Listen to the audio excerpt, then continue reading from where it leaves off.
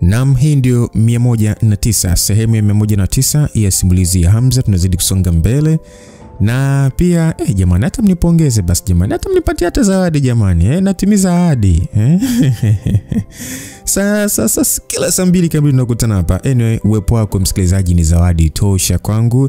Kwa hiyo naomba nione like yako na tunazidi kusonga mbele. Tulipoishia ni sehemu ambapo kuna mzee mmoja alivamia kambi ya kina Fiona kule na akaweza kumuua babake Fiona. Okay? Sasa huyo mzee bwana inaonekana ni ana nguvu sana.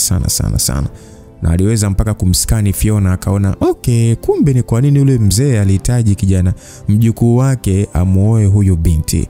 Sasa akataka kumuua kabisa. Hamza aliweza kuzuia. Yule mzee akashangaa akasema, naonekana umeficha uwezo wako, maana nashindwa kuona nguvu zako Acha sasa tupambane tuone nani atatumia uwezo wake wote. Kwa hiyo hapo msikilizaji tunaendelea. Je, Fiona atasalimika ama vipi? Langu jina Lucas Lumbas. Hamza mdaule mara mmoja tu aliweza kuhisi kabisa mlipuko wa nguvu ya kiroho uliokuwa ukitolewa na mzee huyo. Ulikuwa na nguvu kubwa kuliko msisimko wa kawaida wa nguvu za kiroho. Ni sahihi kusema licha ya kutoa kidogo tu, nguvu zake zilikuwa na uzito mkubwa kulinganisha na wingi wake. Hamza akajikuta akitamka kwamba ukamilifu wa kiroho. Alitamka maneno hayo ya uthibitisho moyoni mwake. Kisha akauliza kwamba naona kweli umefikia mwisho wa level ya nafsi. Msikilizaji, ngoja nikwambie kitu kimoja. Inapotokea mtu anapofikia mwisho wa level ya nafsi, hiyo ndio hatua muhimu ambayo mtu hupata ufunuo mkuu na kufanya miili yao na nafsi zao kuishi kwa kushirikiana, lakini kwa wakati mmoja zikiwa katika hali ya kujitegemea. Yaani kwa lugha nyepesi hapa ni kwamba mtu anakuwa katika hali tatu. Anakuwa na mwili na nafsi katika hali tegemezi, lakini wakati huo huo anakuwa na nafsi huru. Mwili ni wa dunia. Sawa malighafi zake ni za dunia. Lakini nafsi ni ya mbingu na malighafi zake ni za mbingu. Tunaelewana? Sasa kufikia level ya ufunuo mkuu ni kuikomboa nafsi kutoka mwilini na kupata maono yake. Kwa hiyo mtu akiwa katika hali hiyo hahitaji nguvu kubwa ya kiroho kuonyesha uwezo wake, bali anahitaji nguvu kidogo tu kudhihirisha uwezo wake. Kwa kawaida mwanajeshi wa kawaida anapokuwa katika hali ya tatu huhitaji nguvu kubwa ya kiroho kutokana na nafsi yake kushikiliwa na mwili. Lakini nafsi ikiwa huru haihitaji nguvu kubwa kwa sababu haina kizuizi. Hamza ndio maana aligundua bwana huyo alikuwa na uwezo wa kuvumilia pigo lake. Hata hivyo kilichomfanya Hamza kushangaa zaidi ni kwamba huyo mzee alitoa msisimko fulani ambao alikuwa na ufahamu nao. Lakini Hamza hakuwa na muda wa kufikiria zaidi kuhusu hilo, kwa sababu tayari shambulizi lilikuwa mbele yake. Ilikuwa ni kufumba na kufumbua. Nguvu ya kiroho katika udhihirisho wa moto ulirushwa kuelekea alipo Hamza, ikimwangukia kama mvua. Hamza mara baada ya kuona shambulizi hilo alikumbuka kwa haraka kwa nini alikuwa akihisi nguvu hiyo kama aliwahi kuifahamu. Alijiambia kwamba ili shambulizi sio la msingi ule wa mapigo ya Phoenix. Hamza mara baada ya kuona mvua ile ya moto hakujaribu kuikwepa, kwa sababu kama angeikwepa ingekuwa balaa jingine kwa watu waliokuwa karibu yake. Basi kufumba na kufumbua alifanya maamuzi. Mara moja tu mkononi mwake ikaonekana silaha nyeusi mno. Silaha hiyo nyeusi bwana ya rangi ya chuma cheusi ilitoa msisimko wa kale na ubaridi mkali sana, kana kwamba anga limepoteza nguvu ya jua lake. Hamza mara baada ya kufika hewani kwa silaha hiyo, ghafla shambulizi la nia lilitoka kwenye silaha ile na kutanda angani kukabiliana na mvua ile ya moto wa nishati na kupunguza nguvu yake maradufu. Mara baada ya kuona silaha ile mikononi mwa Hamza, yule mzee alionekana kushangazwa sana. Sio yeye tu, hata watu wa kambi ya nyumbani tu walishangaa pia. Hamza alisikia kauli ya kwamba unaonekana kuwa mtaalamu wa silaha, mpaka kuwa na aina ya silaha hiyo ulioificha kimeujiza kwenye mwili wako. Na hiyo silaha mbona kama ndio ile maarufu, upanga wa moto? Hamza mara baada ya kusikia kauli hiyo alipata uthibitisho akilini mwake. Ukweli ni kwamba alikuwa na uelewa fulani kuhusu silaha hiyo, ingawa si wa uhakika. Asilimia kubwa ya silaha alizotoa kwenye pete zilionekana kama hadithi tu.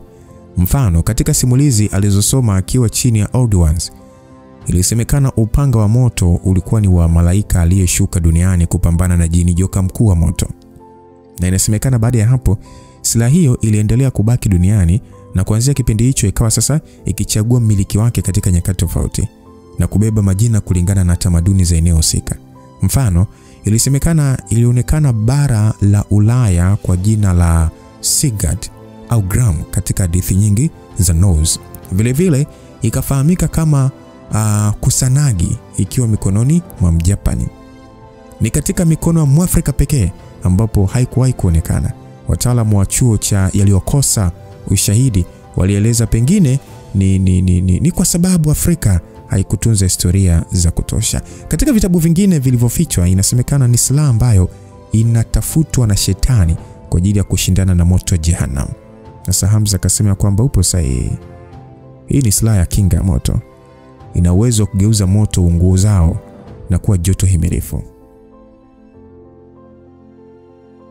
Hamza angekuwa na silaha hiyo mapema, kipindi kile alipokuwa akipambana na Nyakasura, asingemuunguza kirahisi. Nyuma yake Mzee Mbale na wengine wa nyumbani tu walikuwa katika mawazo yao. Walijiambia ndio maana siku ile Hamza hakuonekana kupendelea kabisa silaha za jadi walizokuwa wakimuonyesha. Hawakujua kama Hamza alikuwa na silaha ya uungu wa moto kama hiyo. Yule mzee aliishia kuangalia ile silaha kwa macho ya mshangao na kuvutiwa, kana kwamba alikuwa mara yake ya kwanza kuiona. Akasema kwamba hata kama una silaha ya kuzima moto, huwezi kuzuia moto wangu kukuunguza. Mara baada ya kusema vile, mwili wake wote ukalipuka kwa nguvu kubwa ya kiroho, na mara moja tu ukaonekana kana kwamba umegeuka kuwa chuma chekundu kilichotolewa kwenye moto mkali. Hali yake ya kutoa joto kali iliwalazimisha watu waliokuwa karibu kusogea mbali. Mzee huyo aliyefunikwa na nguvu hiyo ya moto, spidi yake ilionekana kuwa nyepesi zaidi. Haraka alimzunguka Hamza akimsogelea kwa karibu zaidi. Ghafla Hamza akajihisi kana kwamba yupo ndani ya tanuru la moto. Hisia hizo za moto mkali ziliwafanya Regina na wengine mioyo yao kwenda mbio sana. Kwao hiyo ilikuwa ni nguvu ambayo hawakuwahi kuifikiria. Yaani ilikuwa ni nje ya miujiza ya kawaida na nje ya mafunzo ya kawaida ya nishati. Ilikuwa kana kwamba mbele yao alisimama malaika wa moto anayeweza kuteketeza kila kitu. Hamza muda ule akiwa eneo la kati alishindwa kabisa kujua yule mzee yuko wapi. Kila upande alihisi kuona kivuli cha moto. Ilikuwa kana kwamba yupo ndotoni, huku moto ukimsogelea kutoka pande zote. Licha ya kwamba nguvu ya moto huo haukuonekana kuzidi ile Nyakasura, bado ilidhihirisha wazi kuwa na uwezo wa kumuumiza vibaya mno. Hamza katika hatua hiyo hatari alijiambia lazima afanye maamuzi haraka. Pale pale aliingiwa na wazo mujarabu, na kwa nguvu zake zote aliinua ile silaha juu na kuikita ardhini kwa nguvu. Kitendo cha kuikita silaha ile akiwa na kusudi moyoni kilisababisha kusambaza wimbi kubwa la nishati. Moto wa yule mzee mara baada ya kukutana na nguvu ile ulianza kuzimika kwa kasi kubwa, huku kitengeneza mlipuko kama nguvu mbili zinazokatana. Kwa wale waliokuwa wakiangalia kutoka nje, miale ile ya moto ilionekana kana kwamba ilikuwa ikimezwa na anga kwa kasi kubwa mno. Sasa yule mzee mara baada ya kuona jambo lile alijikuta akifyatuka kwa mshangao karibu na moto wake, huku akiangalia eneo la katikati kwa mshangao mkubwa sana. Mpaka nguvu ile ya kusudi ilipotulia, eneo lililomzunguka Hamza lilikuwa limechimbika na kukiwa hakuna dalili ya majani wala mawe, zaidi ya mchanga tifutifu. Hamza pale pale alipiga hatua mbele, huku silaha ile ikiwa mikononi mwake ikitoa msisimko wa ajabu. Ilikuwa kana kwamba nguvu ile ya moto imefanya kupata ufahamu. Licha ya Hamza kuonekana mtu mdogo, alionekana kama jitu kubwa. Basi akasema kwamba hii ndio mara yangu ya kwanza kuona binadamu wa kawaida akigeuza nishati asili kwa kutumia nguvu ya kusudi pekee. Wewe mtoto, wewe ni nani? Mzee huyo aliongea hivyo na alionekana kuvutiwa mno, akitamani kumjua Hamza kwanza kabla ya kuendelea na pambano. Lakini Hamza hakuwa na nia kabisa kujitambulisha, maana hata kuamua kubadilisha nguvu ya kusudi kuwa mlipuko wa mawimbi ya kinishati kumeza moto huo tayari kulikuwa kumemweka rehani. Uelewa wa nishati za mbingu na ardhi aliokuwa nao Hamza ulikuwa tofauti kubwa sana. Hamza tayari alikuwa katika daraja la kutumia nishati za mbingu na ardhi, si kama silaha ya mtu dhidi ya asili, bali kama silaha ya asili dhidi ya asili yenyewe. Hamza alijua kwamba njia ya kawaida ya matumizi ya nishati ni ukubwa wa nguvu ya kiroho, na nguvu ya kiroho yenyewe ni malighafi ya asili. Kwa nini basi asitumie nguvu ya nishati katika ukubwa wake kuzidi nguvu ya kiroho? Mantiki ilikuwa nyepesi sana. Nguvu ya kiroho na nishati ni vitu vinavyotafuta uwiano kila wakati. Chochote kikizidiwa ukubwa na kingine kinaishia kumezwa. Yaani ni sawa na kijiko cha sukari ndani ya ndoo ya maji. Hamza alipata msingi mkubwa sana kutoka kwa yule mtaalamu aliyekutana naye wakati wa kula nyama ya kwale. Alikumbuka vyema ushauri wake. Usifanye silaha kuwa silaha yako, bali ifanye silaha kuwa silaha. Kwa hiyo kama silaha ikiwa silaha, maana yake inakuwa katika hali tegemezi inayohitaji nguvu kidogo tu kutoka kwa mtu kudhihirisha nguvu kubwa zaidi. Moja ya kifungo kikubwa ambacho binadamu amejiwekea dhidi ya kufahamu nguvu zake mwenyewe ni kufikiri katika misingi ya kumiliki. Hamza pia alikuwa na mtazamo huo mpaka pale alipokutana ule mwanaume kule msituni, nadhani unakumbuka, aliyekula naye nyama. Basi wasema kwamba kama huna shambulizi lingine la kuonyesha, basi ni zamu yangu. Mara tu baada ya kumaliza kauli ile, Hamza alikita miguu yake ardhini, kisha akapiga hatua ya kuruka. Kufumba na kufumbua, alikuwa mbele ya yule mzee. Wakati huo huo, nguvu ya nia ilimfuata mzee yule pamoja na Hamza kama dhoruba. Silaha ile, licha ya kwamba bado haijamfikia, tayari alihisi hali ya kushambuliwa nayo ikiwa mbali. Kila hatua ya Hamza ilikuwa katika mahesabu makali na ukamilifu. Licha ya kwamba miondoko yake ilikuwa katika hali ya kawaida, bado ilibeba nguvu kubwa. Mzee yule kana kwamba hakuzoea kumuona Hamza akimshambulia kwanza, alijikuta haraka akichezesha mikono yake, akitoa mikono ya nishati ya moto kumrushia Hamza kwa namna ya kumtaka kusimama. Hali ile ilifanya waanze kuviziana. Hamza alikuwa akipeleka moto huku mzee akirudisha shambulizi la kujihami, wakati huo huo akikimbia. Mapigano yakaanza kusambaa kutoka eneo moja hadi jingine, wakiruka juu ya miti na majengo eneo hilo. Ingawa uwezo wa spidi wa Hamza ulikuwa mkubwa, yule mzee alikuwa na spidi ya kuendana kabisa, yani kuendana naye huku akijiamini. Hatimaye baada ya kuviziana kwa muda, ni kama shambulizi lao, yani mashambulizi yao yote yalionekana kuendana na hakukuwa na dalili yoyote ya kushinda. Hali hiyo ilimlazimisha Hamza kusimama juu ya jiwe kubwa, akimwangalia mzee yule kwa chini. Pale pale alibadilisha mbinu ya shambulizi na kurusha silaha ile kwa kasi kuelekea alipo mzee. Yule mzee kuona vile haraka aliunguruma, akasema kwamba moto wa mibaraka. Nishati kana kwamba nguzo za moto zilifyatuka kutoka chini kwenda juu na kuvaana na silaha. Hamza kuona vile, mara moja aliunganisha shambulizi la kufyeka. Yule mzee naye pale pale alichezesha mikono yake kana kwamba analipima anga. Moto katika umbo la gurudumu ukafyatuka na kwenda kuvaana na shambulizi la Hamza. Watu waliokuwepo mbali na eneo la mapigano, mara baada ya kushuhudia namna Hamza na mzee yule walivyopigana, walijikuta wakiwa katika hali ya kuduaa isiyo na kawaida. Ilikuwa kana kwamba wanashuhudia vita vya kimalaika. Hata mzee Mbale aliyekuwa na uzoefu mkubwa mno alihisi shinikizo kubwa kwenye moyo wake na mwili wake wote kumsisimka. Yaani ni kama sasa anashuhudia uhalisi aliokuwa nao Hamza katika nguvu zake zote. Upande wa Reji, alikuwa akijua mume wake alikuwa na nguvu kubwa mno, hivyo hakushangaa sana. Alishia kumkumbatia Fiona huku akimwangalia hali yake kwa wakati mmoja. Lakini Fiona muda huo ni kama alisahau kwamba amefiwa. Alikuwa akiangalia vita hiyo kwa mshangao mkubwa. Alikuwa katika hali fulani hivi zaidi ya kuwa shabiki. Regina muda huo alikuwa na hisia zisizoelezeka moyoni mwake, hususan baada ya kuingiwa na fikra juu ya rafiki yake anachoweza kufikiria. Upande wa Chinga, machozi tayari alikuwa yamemfurika. Muda huo alikuwa akiangalia pambano hilo huku akiwa na hisia fulani za kujilaumu. Alihisi kama vile alikuwa akimwambia nafsi yake namna alivyokuwa akijiweka mbele ya Hamza alikuwa akifanya utovu mkubwa wa nidhamu. Ni kama alikuwa akijutia matendo yake yote. Ndio maana hata kwenye comment kuna mtu nimeona ameandika ya kwamba Chinga anamchukulia poa sana Hamza, yupo huru kuzungumza naye chochote wala hata muogopi. Sasa hapa Chinga mwenyewe ndo anajutia kwamba ni kama alikuwa na utovu mkubwa wa nidhamu kwa Hamza kuzungumza anavyojisikia tu. Kwa ufupi, kila mtu aliyekuwa hapo alihisi kwamba vita ile haikuwa ya kibinadamu kabisa. Sasa yule mzee akauliza kwamba we mtukutu, ni bora uache kupigana, unakwenda kutumia uwezo wako wote saa ngapi? Msikilizaji, ukweli ni kwamba mpaka hatua hiyo hakuna hata mmoja aliyekuwa ametumia uwezo wake wote. Hamza akasema kwamba wewe ndiye mkubwa kwangu, hivyo kama unataka kunidhibiti unapaswa kutumia uwezo wako wote kwanza. Hamza hakujua uwezo wa mzee huyo ulikuwa na ukomo gani, hivyo hakuthubutu kutumia mbinu zake zote.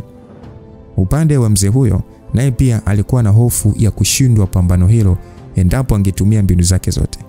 Kwake haikuwa tu swala la kupoteza pambano, alijua kama akiuliwa hapo hapo ingekuwa ni hasara isiyoweza kufidiwa.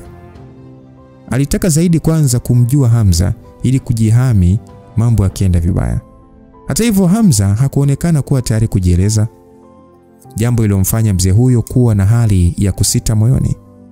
Akasema basi sawa, kama ndivyo ninavyotaka, sitaki kuendelea kupoteza muda wangu hapa. Nimekuja kuua hawa wafuasi wa jemadari. Sitaki kupoteza pumzi yangu nyingi kwako. Mara baada ya kuongea hivyo, mzee yule aligeuka na kuacha kumshambulia Hamza. Badala yake, alielekeza shambulizi sehemu aliyokuepo mzee Mbale na wengine. Hamza alijikuta kilaani ndani kwa ndani. Alijiambia kama angejua angewaambia muda mrefu akimbie na kumwacha mwenyewe. Mzee yule alikuwa mwepesi mno, kwani pale pale alituma pigo la nishati ya moto kuelekea umbali wa mita kadhaa. Licha ya umbali huo, pigo lile lingekuwa gumu sana kwa watu wale kulizuia. Hamza alitaka kuzuia shambulizi hilo, lakini alijua spidi yake haiwezi kuendana na kasi ya moto ule. Wakati watu wale wakiwa hatarini kukumbwa na shambulizi, ghafla mtu mithili ya malaika wa moto ajitokeza kwa kasi kubwa mno, akiwa na mbawa za nishati na kusambaratisha pigo lile. Hamza alijikuta kishiko na hali ya maki mara baada ya kugundua ni nani aliyelizuia. Si mwingine bali ni Nyaka. Mrembo Nyakasura ndiye aliyezuia. Ni mda ule ule mwanamke mrembo katika mavazi mekundu alidhihirika mbele yake, akishuka chini na kumfanya aonekane kama malaika. Watu wa nyumbani tu walijikuta wakitokwa jasho la hofu mara baada ya kumshuhudia Nyakasura. Wengi wao walikuwa wamesikia tu habari za uwepo wake, lakini baada ya kumuona kwa macho, baadhi yao hata walishangilia kwa hofu iliyochanganyikana na hali ya hisia mchanganyiko. Hamza kwa namna fulani hakuonekana kushangazwa na kuonekana kwa Nyakasura pale. Kama kweli kambi zote zilishambuliwa, basi ilikuwa sahihi kitengo cha Malibu kumtuma Nyakasura kufuatilia hali. Kilichomshangaza Hamza ni uwezo aliokuwa nao Nyakasura. Alikuwa na mabadiliko makubwa mno ya nguvu tofauti na mara ya mwisho walipokutana. Ingawa Hamza hakujua Nyakasura alikuwa katika level ipi, ilionekana wazi kwamba aliweza kutumia nguvu ya damu yake kujipandisha hadi level ya juu, pengine mwishoni kabisa mwa level nafsi. Vinginevyo kama hakuwa kwenye level hiyo, ingekuwa ni vigumu kwake kuzuia shambulizi la mzee huyo mwenye uwezo wa juu pia. Hata hivyo Hamza alijiambia si swala la kushangaa sana. Hata yeye uwezo wake ulikuwa umeongezeka sana katika muda mfupi, hivyo haimaanishi kwamba kwa wenzake hali hiyo haiwezi kutokea. Lakini Hamza hakuwa mtu wa kulinganishwa na yeyote. Miaka 4 iliyopita alikuwa amepoteza kabisa uwezo wake wa nishati. Kisha akachagua njia nyingine ambayo hata hakujua matokeo yake yatakuwaje. So Nyakasura kwa upande wake alizaliwa na karama ya damu. Nguvu zake ni sawa na kusema zililala, zikihitaji tu kuamshwa kwa juhudi kidogo. Sasa akiwa na miaka 20 ya mafunzo, haishangazi kufikia daraja hilo. Lakini bado haitoshi kumlinganisha na mwamba Hamza. Licha ya yote hayo, Hamza alihisi aweni moyoni mwake kwa kufika kwake katika muda mwafaka namna hiyo. Basi Hamza akasema kwamba Miss Nyakasura, hongera kwa kufikia daraja jingine la uwezo wako. Aliongea Hamza kwa kutabasamu. Kutokana sasa na kuamsha uwezo wake, hata nywele za Nyakasura zilikuwa zimesimama zikionekana kama miale ya moto. Msisimko wake haukuonekana kama wa kibinadamu. Alimwangalia Hamza kwa ukauzu. Akasema kwamba naona kauli yako ni ya kunikejeli tu. kana kwamba yani uwezo wangu wa kuongezeka ni mdogo kuliko wako. Usijione sana. Kama isingekuwa majukumu yangu mengi rasmi, usingenifikia. Hamza ailazimisha tabasamu tu. Hakuwa na nia ya kejeli katika maneno yake, lakini aliona pia kwamba kujieleza kusingekuwa na maana. Hamza akasema ya kwamba naamini upo hapa chini ya maagizo ya kitengo cha Malibu kufuatilia mfululizo wa matukio. Nyakasura hakujibu, ila alimwangalia mzee aliyekuwa chini yake kwa hisia zisizoeleweka. Akasema ya kwamba ujio wangu hapa hauna uhusiano wote na Malibu. Ni babu yangu aliyenituma kuja. Hamza alishtuka akasema babu yako? Hamza kusikia kauli ile alijikuta akishangaa mno. Aliuliza kimoyomoyo kuna babu yake Nyakasura? Sasa mzee yule pembeni alikuwa na tabasamu la ajabu huku akimtazama Nyakasura. Yule mzee akasema ya kwamba mbayo za moto, inaonekana wewe ndiye mjukuu mkubwa wa mzee Ndisa Imenishangaza kukuona ukiwa hivi. Aliongea mzee. Akaambiwa kwamba wewe ndio kaka yake baba, mjomba Usheku, si ndio? Yule mzee akasema kwamba najikuta nikiwa na moyo wa furaha kwa kuniita mjomba. Aliongea mzee Usheku huku akicheka. Watu mara baada ya kusikia hivyo walijikuta wakishindwa kujizuia kushangaa. Hamza alithibitisha hisia zake kwamba mzee huyo alikuwa na undugu na familia ya mzee Karume. Moja kwa moja alijua anatoka ukoo wa Karume, ila swali likabaki, inakuwaje basi amchukulie jemadari kama adui yake? Hata hivyo alikumbuka maneno ya mzee Karume kwamba familia hiyo licha ya kuwa moja ilikuwa na matawi mengi kiasi kwamba kila tawi lilikuwa na imani yake. Sasa Nyakasura akasema kwamba mjomba, tafadhali naomba uache kuendelea hivi. Babu yupo tayari kukusamehe kama ukirudi nyumbani na kutubu. Ila ukiendelea hivi unajiondolea kabisa nafasi ya kupokelewa. Basi yule mzee akasema kwamba mzee Ndisa na wazee wengine kunisamehe? Ndio unachojaribu kumaanisha? Wewe msichana wewe, hebu acha kuwa mjinga. Ili mradi jemadari yupo hai, hakuna kunilinda. Jemadari ni mtu anayeheshimu sana sheria, na kutokana na hilo wengi wamekufa. Najua babu yako na wengine wanaweza kunielewa na kunisamehe, lakini siku nitakayoamua kurudi, jemadari hata niangalia tu. Hata adhibu mimi peke yangu bali familia nzima. Kwa hiyo sitaki hilo litokee kwa familia yote. Nyakasura akasema jemadari hawezi kuua mtu mwenye utayari wa kutubu au asiye na hatia. Mzee akasema ndivyo unavyodhani? Umekosea. Katika macho yake mimi ni mhalifu. Nyakasura akasema mjomba, mimi bado ni mdogo na sijui mengi yaliyotokea zaidi ya miaka 100 iliyopita. Ila najua fika unachokifanya sasa hakiwezi kubadilisha chochote. Inakufanya tu kuwa na kisasi ambacho hutoweza kukitimiza. Jemadari ataendelea kuwa jemadari na hakuna mtu anayeweza kumpinga. Kwa nini unataka kutoa kafara maisha ya watu wasio na hatia bila mafanikio yote? Mzee akasema kwamba umekosea sana mtoto. Bila kujaribu hutojua kama unaweza kushinda au kushindwa. Na ni kwa sababu viongozi wako wamekuwa wadhaifu. Ndio maana mtu kama jemadari anajiona anaweza kuziba anga kwa mkono mmoja. Tunaweza kufa ndio, lakini ni heri kufa tukiwa tumesimama kuliko kufa tukiwa tumepiga magoti. Mara tu baada ya kuongea hivyo, alianza kuondoka eneo hilo. Basi Hamza alisi kabisa mzee huyo anakimbia. Haraka alianza kumfukuza. Hata hivyo Usheku alisambaza wimbi la nishati lililomfanya Hamza kupoa spidi yake. Uwezo wa mzee Usheku ulikuwa juu mno. Hivyo kama aliamua kukimbia, hakuna mtu yeyote angeweza kumzuia. Hamza na Nyakasura walishindwa kabisa kuhisi uelekeo wa Usheku licha kutumia hisia zao. Watu wa nyumbani tu walishia kuangalia tu wakiwa katika hali ya ukimya. Nyakasura alishia kurudi katika hali ya kawaida na kisha kutua chini ardhini. Aligeuka na kisha kamwangalia Mzee Mbale na kumwambia kwamba Mzee Mbale, kambi zote nchini za mafunzo ya nishati zipo katika hali ya kupaniki. Kitengo cha Malibu wanaandaa kikao kwa ujumla juu ya kujadili namna ya kukabiliana na dharura kama hii. Mzee Mbale akasema kikao cha jumla? Hali kumbe ni hatari namna hii? Nyakasura akasema ndio. Kwa maelezo zaidi utataarifiwa rasmi, ila kikao kitakuwa siku 2 zijazo. Kwa hiyo mimi natoa pole tu kwa kuondokewa na kiongozi wa kambi, ila siku 2 ziwe za maombolezo tafadhali, aliongea Nyakasura. Fiona kuona vile alijikuta akijitokeza mbele kwa hatua na kusema ya kwamba, Nyakasura, ndugu wa familia yenu ndio kamuua baba yangu na watu wa nyumbani yetu. Unathubutu vipi kutupangia siku ya maombolezo? Mzee Mbali akasema ya kwamba, Fiona, hili swala halina uhusiano na familia ya Nyakasura. Hawaungi mkono juu ya hali pia.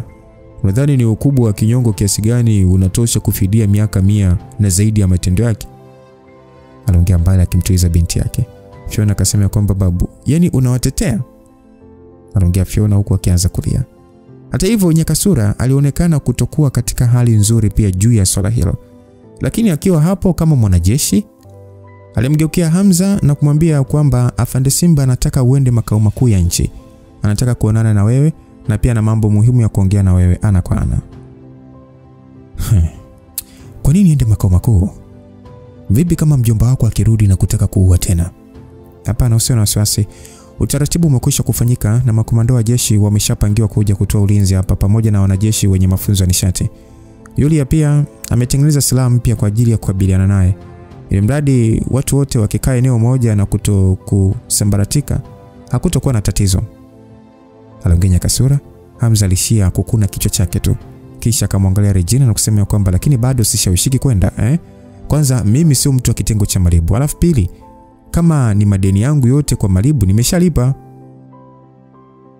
Basi kusikia ubishi wa Hamza, Nyakasura alishia kusaga meno yake na kisha kwa sauti ya chini akasema kwamba ni swala linalohusiana na mzee. Hamza mara baada ya kusikia kauli hiyo alijikuta kama ameamshwa kutoka katika ndoto nzito.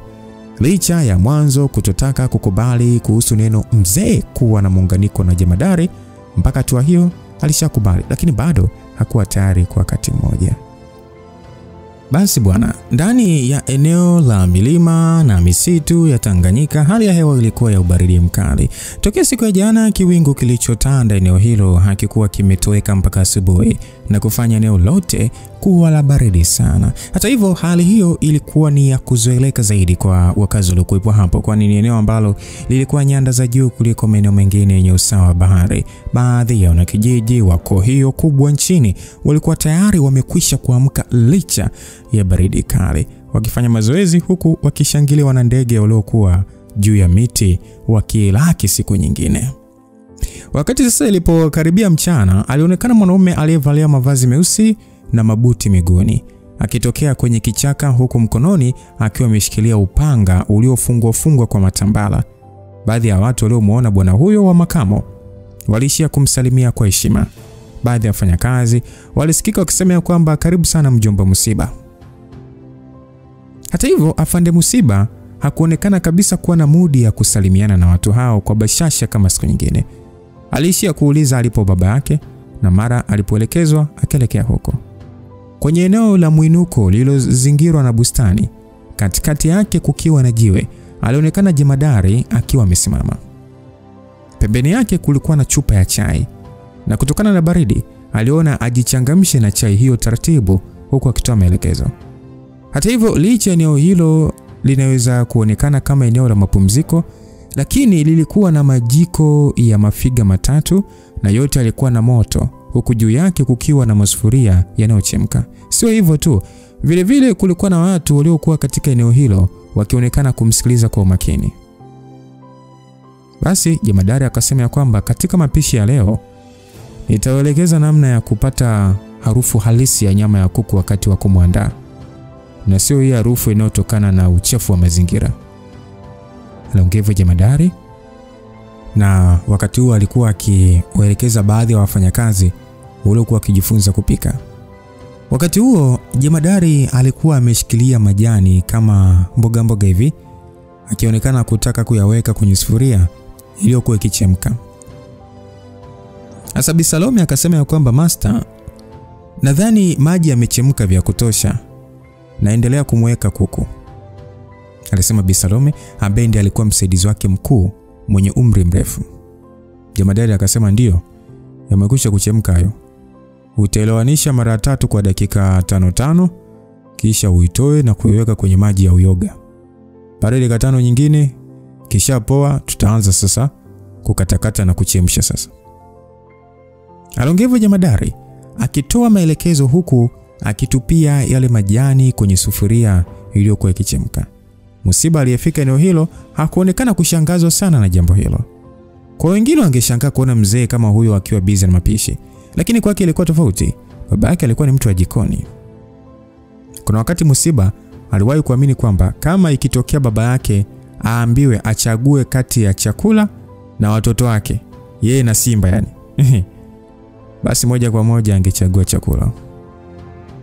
Msikilizaji, kwa mpaka dakika hii tu, kwa akili zetu hizi za haraka haraka ambao hatuna hata nguvu ya nishati ya mbingu na ardhi, kwa akili ya haraka, baba wa Hamza ni Msiba. Babu wa Hamza, babu kabisa wa Hamza ni jemadari. Sasa swali linakuja, mzee ni nani? So haijalishi ulimwengu upo katika hatari kubwa kiasi gani, kipaumbele cha jemadari kilikuwa namna ya kuridhisha ulimi wake tu. Basi Msiba mara baada ya kusimama eneo hilo kidogo aliita baba, kisha akasogea na kusalimia kwa heshima.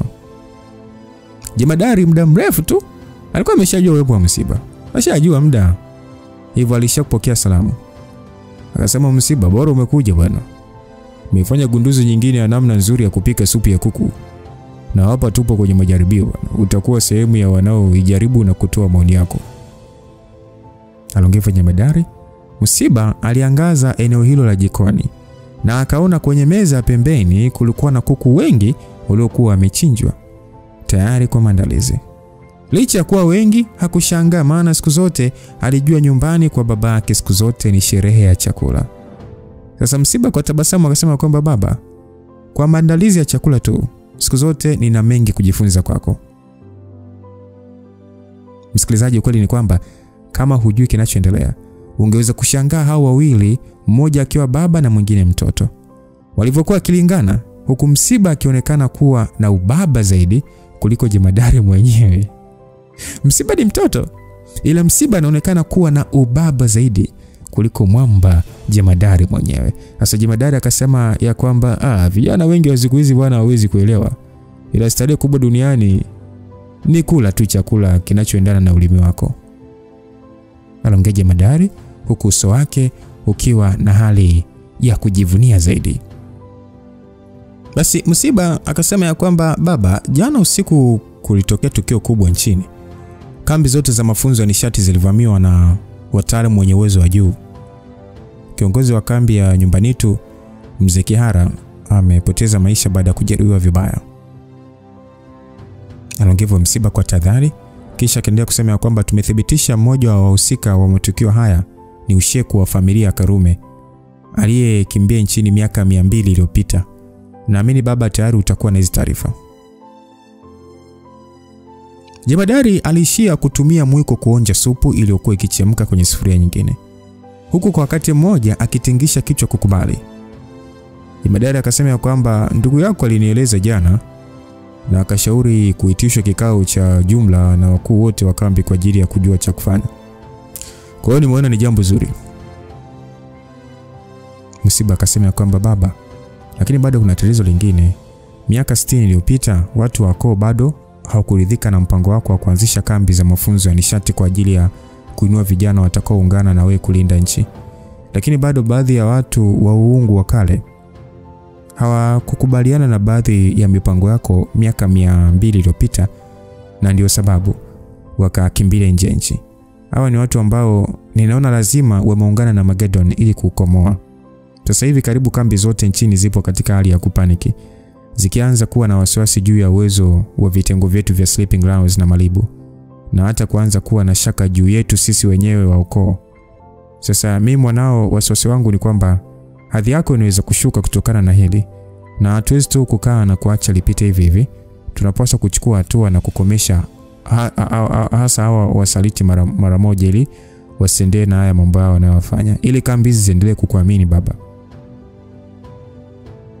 Jemadari alishia kutoa nyama jikoni na kuiweka kinywani, kisha akaweka chumvi kidogo na kuanza kutafuna. Mara baada ya kuridhishwa na utamu wa nyama hiyo, aliendelea kuongea. Mdogo wako tayari anaandaa kikao, kwa hiyo mnaweza kujadiliana hayo masuala pamoja. ama swala sijui ya kambi kuniamini na mengineyo. Inanihusu nini mimi sasa? Unadhani najali sana kuhusu masuala ya kambi? Alafu wewe mtoto, kwa nini siku hizi kila linapotokea tatizo unaanza kututafuta wazee? Mimi nilipigika sana nikiwa mdogo na sikuomba msaada wote. Mara baada ya kuongea, alichukua kibakuli akachota supu na nyama kisha akampatia Musiba. Kunywa kwanza supu uchangamke bwana. Umerudi nyumbani, kwa hiyo unapaswa kula chochote. Hata hivyo Musiba hakuwa na hamu ya kula kabisa na macho yake yalionekana na hali isiyoelezeka. Akasema kwamba baba, una siri yoyote ya miaka mingi unayoificha kutoka kwetu? Jemadari akasema kuficha siri kwenu kivipi? Aliongea huku akiwa na tabasamu hafifu. Kisha akaendelea kusema kwamba kuna unachojaribu kulenga ama? Musiba akasema baba, mimi mwanao na hisi huyu sheku na wengine sidhani matendo yao haya ni ya bure. Sidhani kuna haja ya kuwa na wadui na watu wote ikiwa tu kuna mitazamo tofauti. Lakini sasa hivi maneno yao si swala la mitazamo pekee. Wanakuita shetani, jambo ambalo linanichanganya mimi mwanao, alisema Musiba. Jemadari hakuwa na hasira. Badala yake alitoa tabasamu tu na kutingisha kichwa. Akamuuliza Musiba ya kwamba haya niambie wewe unawaza nini? Unaniona mimi kuwa shetani? Musiba alishia kumeza mate kisha akanywa maji kutoka kwenye jagi lililokuwa pembeni yake. Alionekana kama mtu anayejitahidi kutafuta ujasiri. Baada ya kumeza maji hayo, alisema ya kwamba mimi mwanao sitaki kukuona ama kuona hawa watu wakikuita majina mabaya. Lakini vijana wetu wa jeshi katika uchunguzi wao wa hivi karibuni wamegundua vifo vya kutatanisha vilivyowakumba wanajeshi wa taifa la India nchini Kongo wakiwa mpakani na ziwa Tanganyika. Mara baada ya kumaliza sentensi hiyo, macho yake alicheza huku kwa wakati mmoja akimwangalia babake. Jemadari alishia kunywa supu iliyokuwa kwenye bakuli dogo. Kisha akatoa tabasamu na kusema kwamba wewe mtoto, inaonekana ujio wako hapa sio kwa ajili ya kuongelea swala la usheku pekee. Basi kama ni hivyo, ngoja nikupe jibu unalotaka. Upo sahihi, wanajeshi wa Kihindu waliofariki mpakani na ziwa nilituma watu kwenda kuwaua na kukinga damu zao kwa ajili ya kumsaidia Herman kurudisha uwezo wake. Mara baada ya kusikia kauli hiyo, uso wa Musiba ulifubaa, ikionekana kwake ngumu kukubali. Akasema kwamba baba, kwa nini unafanya haya yote? Herman ni mjukuu wako pekee. Kwa nini unataka kumuingiza kwenye njia ya ushetani? Alafu kingine baba, nchi yetu imekuwa na ushirika mzuri na India. Sidhani kulikuwa na ulazima wa kuua wanajeshi hao wasio na hatia ambao wapo nchini Kongo kwa ajili ya kulinda amani. Huna hatia yoyote baba? Jemadari akasema ni kwa sababu Herman ni mjukuu wangu. Ndio maana sikuwa na jinsi zaidi ya kufikiria mbinu ya kurudisha uwezo wake. Mimi sikuwa na njia nyingine, maana ni wewe uliyekataa kumsaidia mke wako alipokuomba. Lakini sasa hivi unanilaumu kwa sababu nimeingilia masuala ya familia yako, si ndio? Kuhusu hao Wahindu 100 waliokufa na kukinga damu yao, sio kwa sababu tuna uhusiano mzuri au mbaya na nchi yao. Nimeona tu nchi yao ina watu wengi sana, na nikitumia baadhi yao kwa ajili ya kupata damu hakutakuwa na hasara kubwa. Au masuala ya hatia na unavyochukulia wewe kwangu hayana maana yote kabisa. Vitu vidogo kama hivi havina maana kabisa kwangu. Kwanza ni wapi umejifunzia hilo neno hatia? Mimi kama baba yako sijawahi kukufundisha neno hilo tangu ukiwa mdogo. Mara baada ya jemadari kuongea hivyo, alichukua bakuli akachota nyama nyingine jikoni na kuanza kuitafuna. Alionekana kufumba macho akionyesha ameridhishwa na utamu wake. Musiba aliyekuwa amekaa pembeni alijikuta kiganda. Ukweli ni kwamba kulikuwa na hali ya kukosa utulivu kwenye uso wake. Alionekana kufikiria kwa umakini, na ilikuwa kweli jemadari alichoongea. Tangu wakiwa wadogo hawajawahi kufundishwa kuhusu kutenda ubaya wala wema wala masuala ya hatia. Hata hivyo wao wenyewe waliamini kwa sababu baba yao alikuwa jemadari, amewahi kutoa suluhu ya migogoro mingi, hata kuchangia kwa kiasi kikubwa katika uhuru wa taifa na kuanzisha kambi za mafunzo ya nishati pamoja na kuwatambua watu wenye uungu wa kale ili kuamsha uwezo wao kwa ajili ya kulinda uhuru wa Afrika kwa ujumla. Siku zote waliamini baba yao ni mtenda haki na pia ni mtu mzuri. Lakini sasa ilikuwa ni kama kile alichoamini kimevurugika mara baada ya baba yake kukubali kweli kuwa mwovu. Akikumbuka vizuri tangu walivyokuwa wadogo, baba yao angeweza kuondoka hata mwaka mzima pasipo kuonekana nyumbani. Na akirudi angezungumzia masuala ya mafunzo na kuhimiza bidii ya kujikita zaidi kwenye mafunzo. Ila hakuwahi kuongelea masuala ya kutenda haki wala kuwa watu wema. Musiba bado hakutaka kuamini kama baba yake ni shetani kama wengine walivyokuwa wakimzungumzia. Ingawa alijua tangu zamani kuwa baba yake hajali masuala ya vizuizi, utepe na mara zote hufanya maamuzi ya kutotegemea wengine, bado swala hilo lilimshinda kabisa kukubali. Kwake yeye, hata kama hakufundishwa juu ya mazuri wala mabaya, aliamini ubaya una mwisho wake na heshima ni utu. Basi Musiba akasema kwamba baba, unadhani watu wataendelea kukupa heshima wakijua ukweli kuwa umetuma watu wako kwenda kuua wasio na hatia kwa ajili ya kuchukua damu yao ili tu kumsaidia mjukuu wako? Baba, na hakika watasikitishwa sana na jambo hili na hata kuacha kukuheshimu. Baba, usiniambie unataka muungano wako wa watu wenye uungu wa kale uliounga mkono kwa miaka mingi uvunjike hivi hivi tu? Wakati Musiba akiwa serious na maswali yake, jemadari alikuwa busy na nyama na supu aliyokuwa anakunywa. Muda huo alikata kipande cha pilipili akakiongeza kwenye supu, na mara baada ya kuonja na kuridhika akasema kwamba inaonekana huelewi bado. Musiba akasema, baba, sielewi unamaanisha nini? Jemadari akasema kwamba nadhani unajua watu wengi wa nje ndio huniita jemadari, lakini ushawahi kujiuliza tofauti ya binadamu na miungu? Musiba alionekana kutafakari, kisha akasema kwamba tofauti ni kwamba miungu hufanya chochote ambacho binadamu hawezi. Jemadari aliishia kutingisha kichwa chake na kutoa tabasamu lisilo tabasamu, kisha akasema kwamba kweli? Hebu niambie, unadhani kwa sababu samaki ana uwezo wa kuishi majini basi binadamu wanapaswa kumheshimu samaki? Unadhani kwa sababu kobe ana umri wa miaka 200 watu wanataka kuwa makobe? Ndivyo unavyomaanisha ama kufanya kitu ambacho binadamu hawezi? Hiyo sio tofauti ya miungu. Hivyo bila shaka hiyo haiwezi kuwa sababu ya mimi kuitwa jemadari. Hata kusema ni kwa sababu nina uwezo mkubwa wa mafunzo ya nishati. Je, ni kwa kiwango gani mtu anapaswa kufikia ili apewe cheo cha uungu? Musiba alijikuta akikosa usemi. Alishia kukunja uso tu.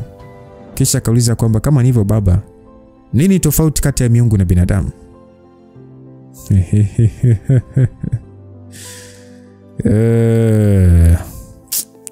Kuna tofauti moja tu.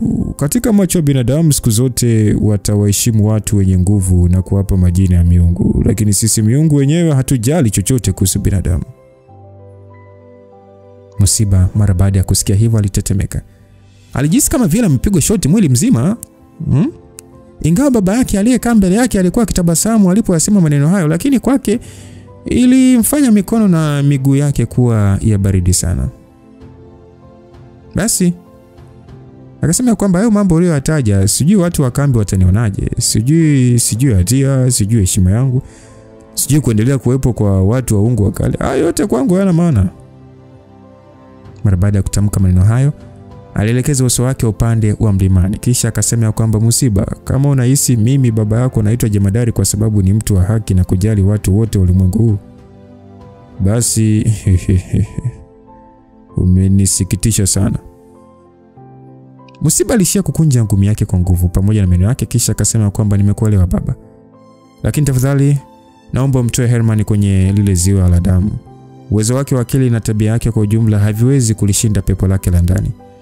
Kama ataendelea kuishi ndani ya ile damu, atageuka shetani moja kwa moja na utampoteza mjukuu wako. Jemadari alishia kugeuza kichwa chake, kisha akamwangalia Musiba na kusema kwamba inaonekana Rehema kaja kukubembeleza Musiba akasema kwamba damu ni nzito kuliko maji baba. Hata kama Rehema akakosea, hata kama Herman ni mkosefu, bado sitaki kumuona mtoto wangu akigeuka na kuwa shetani. Nakuomba sana baba. Anaongea Musiba huku akinamisha kichwa chake chini. Mtoto wangu. Musiba. Tokea ukiwa mdogo haukuwahi kuniomba chochote. Nadhani ndio mara yako ya kwanza kuniomba kitu. Mara baada ya Musiba kuyasikia hayo, Musiba kidogo alirejewa na hali ya hisia kwenye macho yake. Ilikuwa ni kweli, tokea akiwa mdogo hakuwahi kumbembeleza baba yake kumsaidia chochote. Musiba akasema kwamba baba, unaniahidi utamwachia Herman?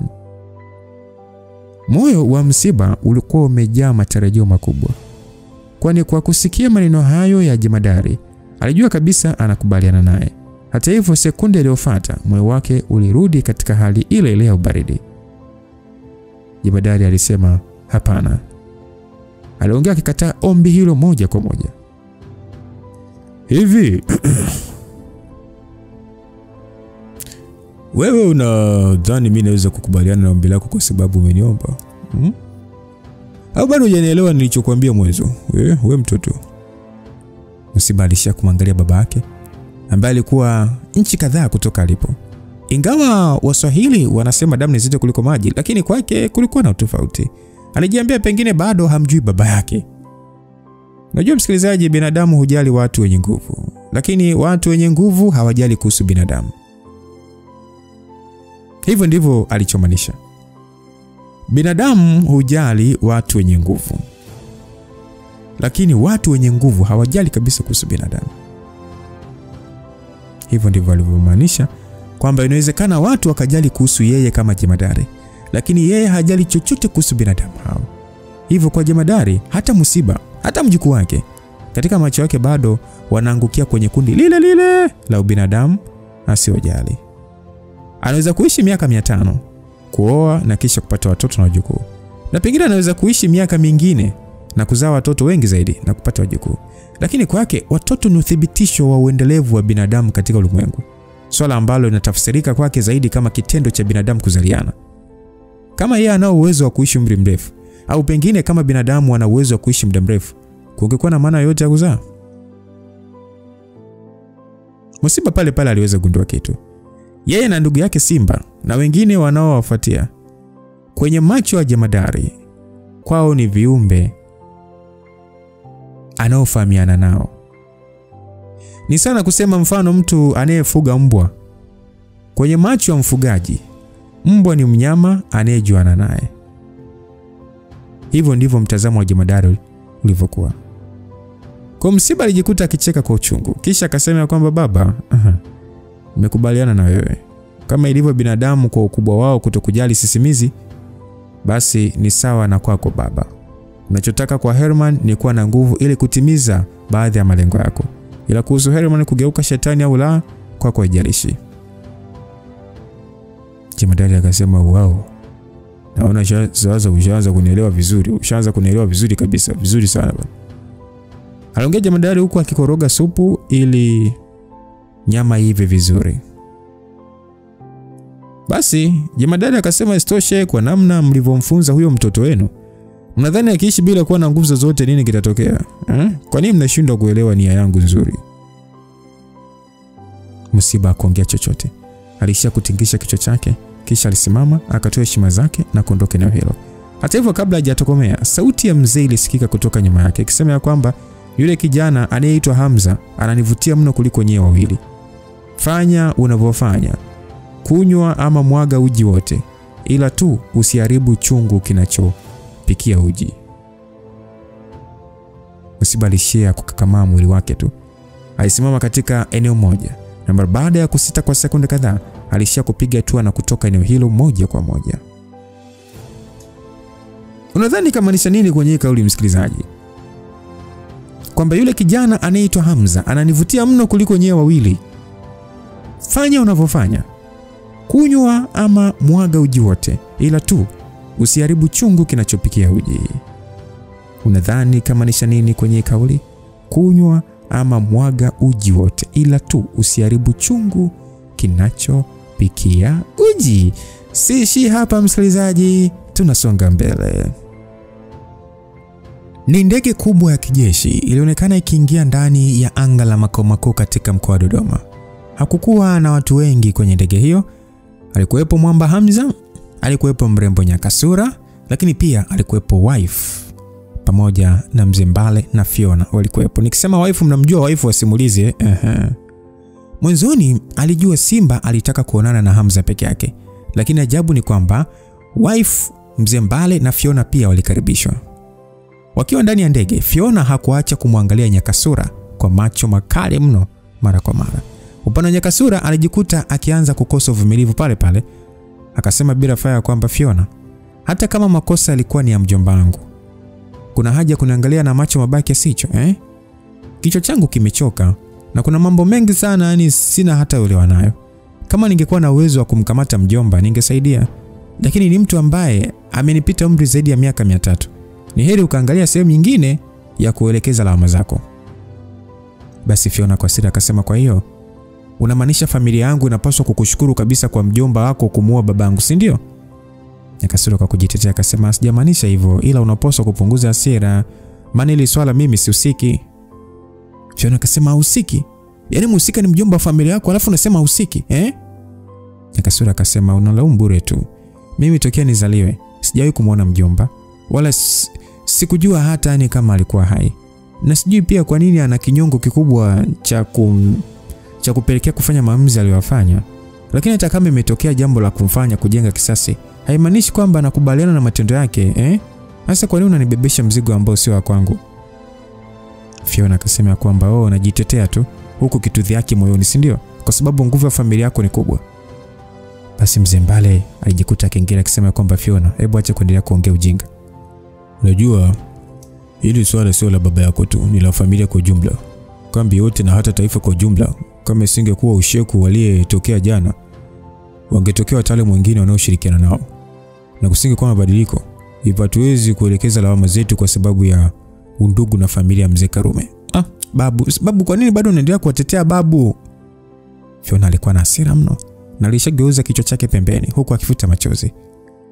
Mama yake mzazi alifariki muda mrefu sana na sasa baba yake ambaye alikuwa akimtegemea alikuwa mpoteza uhai mbele yake, tena kwa kushambuliwa na adui. Hakuna kilichokuwa kikifanyika. Alihisi machungu makubwa sana.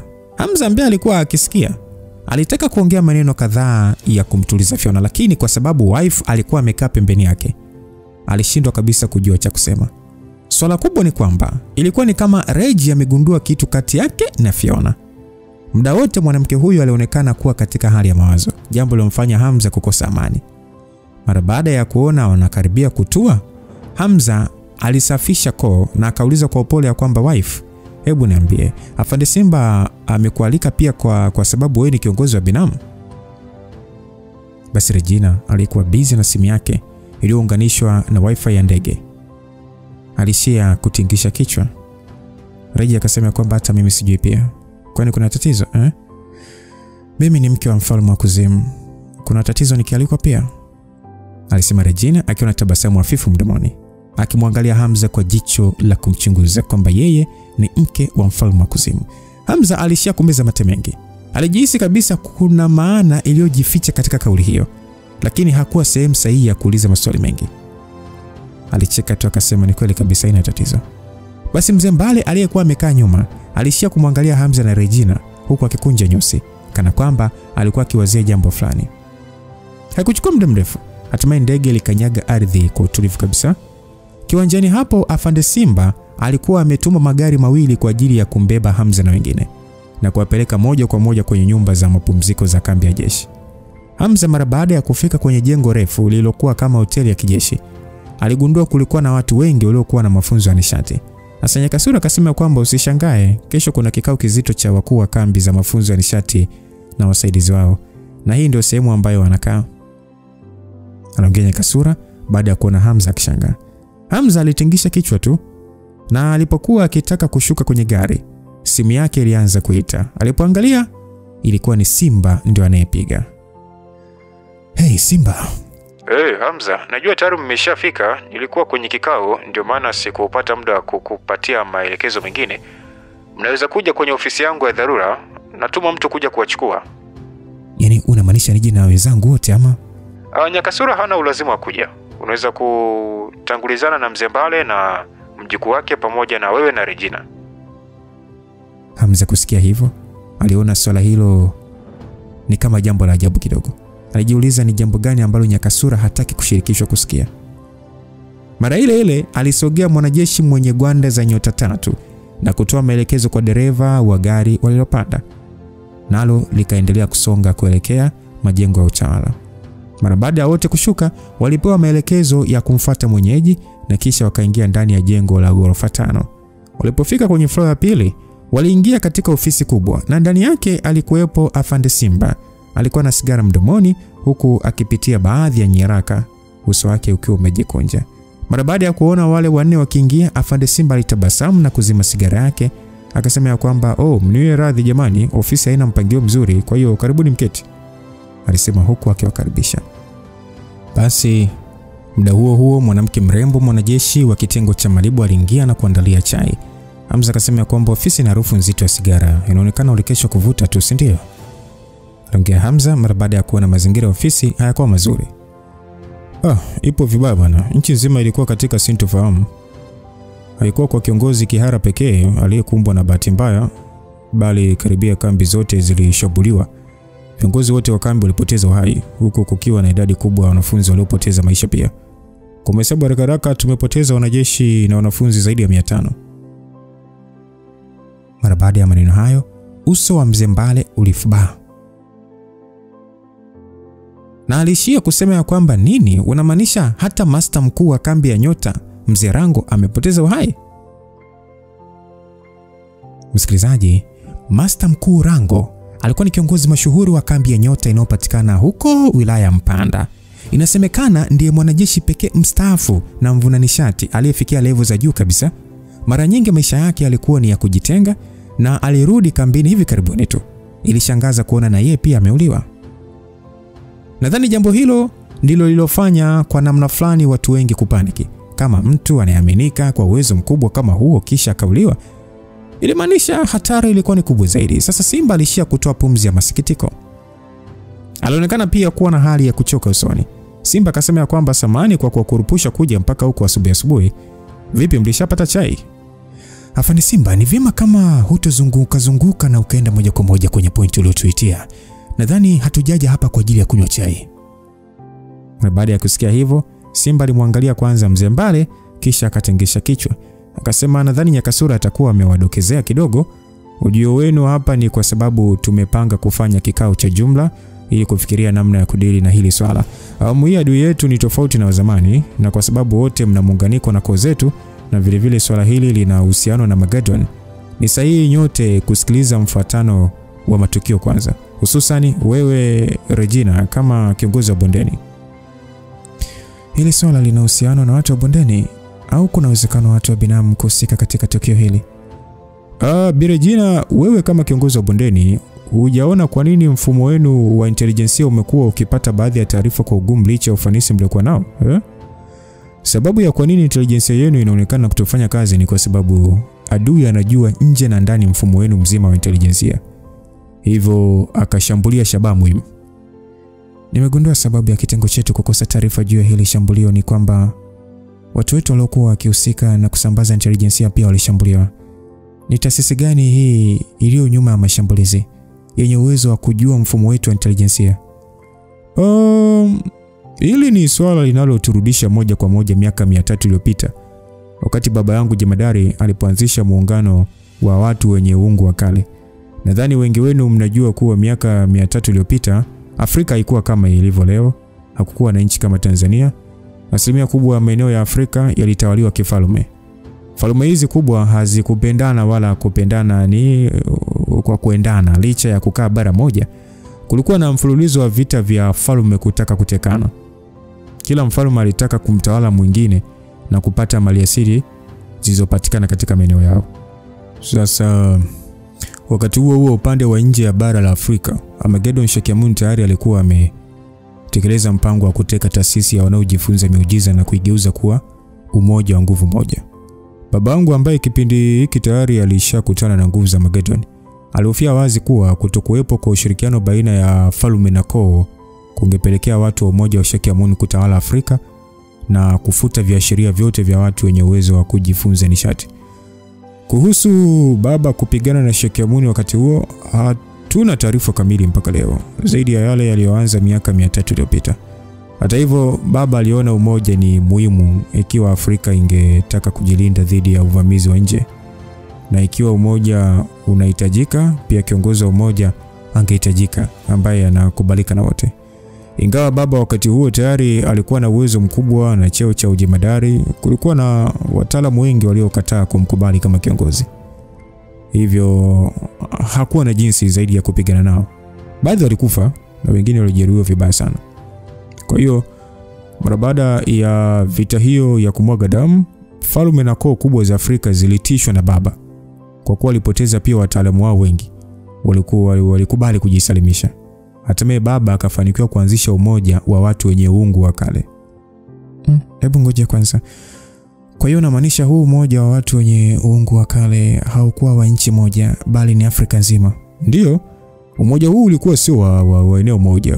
Lengo la baba lilikuwa ni kukusanya watu waliozaliwa na urithi wa damu zisizo za kawaida ndani ya bara la Afrika na kuziendeleza ili kujilinda dhidi ya nguvu za Magedon Shakyamuni.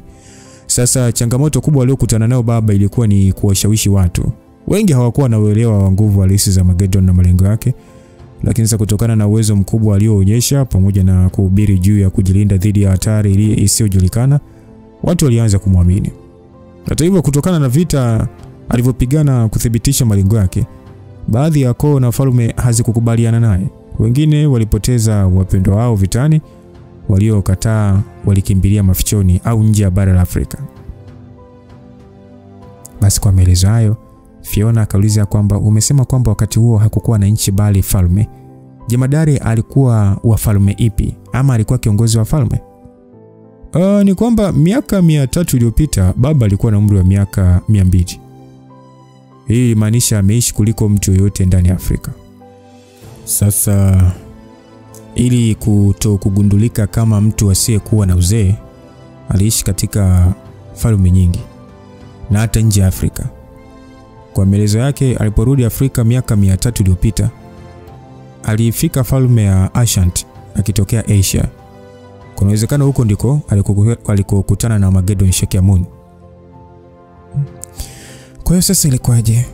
Baba hakuweza kudhibiti watu wote. Isitoshe walikuwa wengi na wamesambaa sana. Hivyo wale waliokataa kumkubali walienda mafichoni au wakakimbilia nje ya bara. Wengi wao walikuwa na damu za uungu wa kale, damu zenye urithi wa kipekee. Kwa Magedon Shakyamuni ilikuwa ni rahisi kuwapokea, hata kama hawakuwa waaminifu. Ushirikiano wa kimkakati uliundwa. Sasa matokeo yake, nguvu ya Magedon Shakyamuni ndani ya Afrika iliongezeka kwa kushirikiana na watu hao wa uungu wa kale waliokimbilia nje. Walijipanga kwa siri na kuunda umoja wao ambao Magedon aliuita African Holy Blood. African Holy Blood. Hili jina kwa namna linavyosikika linaonyesha kabisa kuwa huu umoja ulikuwa wa watu vichaa, si ndio? Kama wangekuwa vichaa kama unavyosema, unadhani ungefanikiwa? Kwa mtazamo wangu inaonekana jemadari kipindi hicho alikuwa aliua sana. Vinginevyo watu kama Usheku wasingemuita shetani. Unajua kuinuka kokote kwa nguvu kubwa huambatana na mwagaji damu. Hii ni vita visivyoepukika. Hamza alishia kufanya mahesabu ya chini, akajiambia miaka 300 iliyopita lazima kulikuwa na umwagaji damu wa kutisha. Isitoshe watu wa kipindi hicho hawakuwa wamestarabika sana. Pengine jemadari aliua sana kuliko hata simba anavyolieleza. Hebu mimi naomba kuuliza swali. Umesema muunganiko wa watu wenye uungu wa kale ulianzishwa miaka 300 iliyopita. Lakini upande wa bondeni, hiki ndicho kipindi ambacho baadhi ya taarifa muhimu kuhusu Afrika zilipotea katika maktaba. Je, ni jemadari ndiye aliyeagiza historia nyingi za Afrika kuharibiwa? Ni kweli kabisa Berejina. Una akili haraka sana. Kipindi hicho cha miaka 300, watu wa bondeni walikuwa mashahidi wakuu wa kuanzishwa kwa muungano huu. Bondeni walikuwa na taarifa nyingi juu ya nani ni sehemu ya muungano. Kwa sababu hiyo, baba aliona ni hatari kwa bondeni kuwa na taarifa hizi. Ndio maana alihitaji zifutwe ili kufanya swala la uungu wa kale kuwa siri ya Afrika kwa muda mrefu.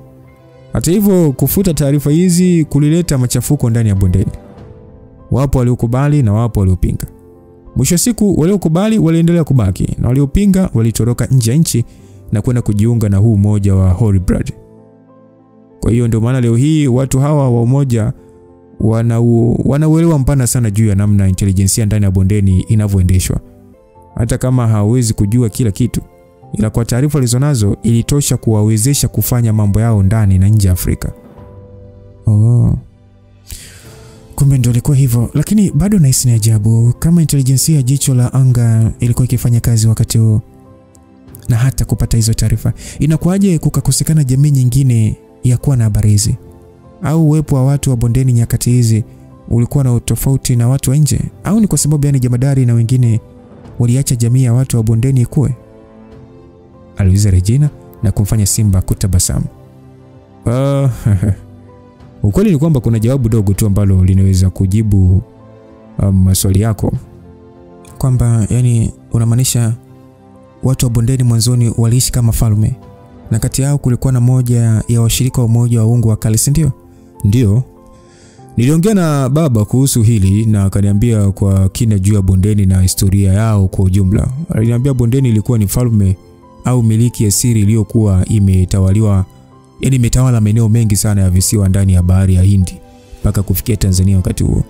Na familia Dosam ndio sehemu kubwa ya miliki ya falme hii, na ndio ambao baba aliwalenga katika mchakato wake.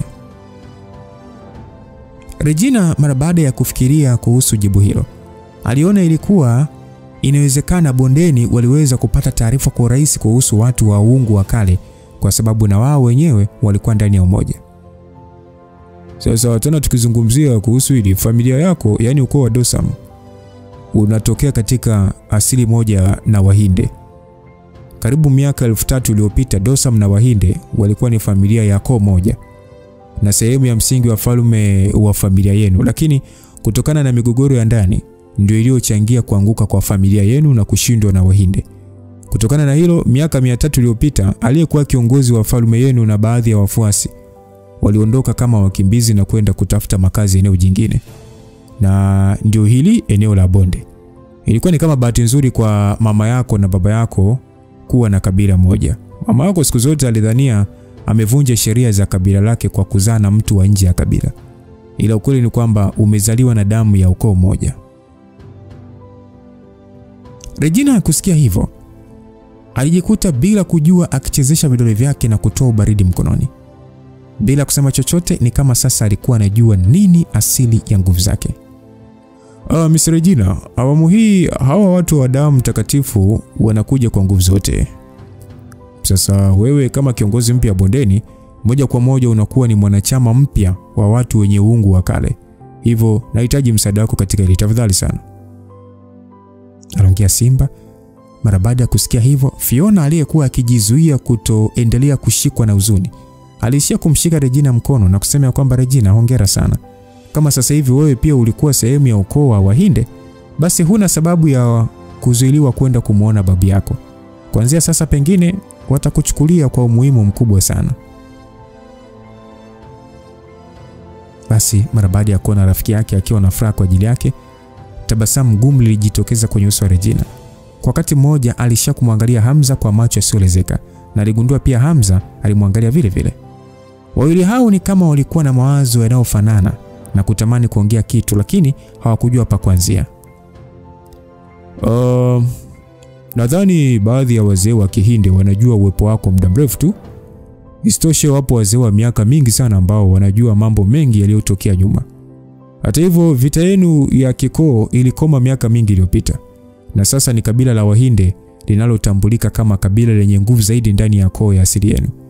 Hivyo hawawezi kuendelea na uadui na Dosam.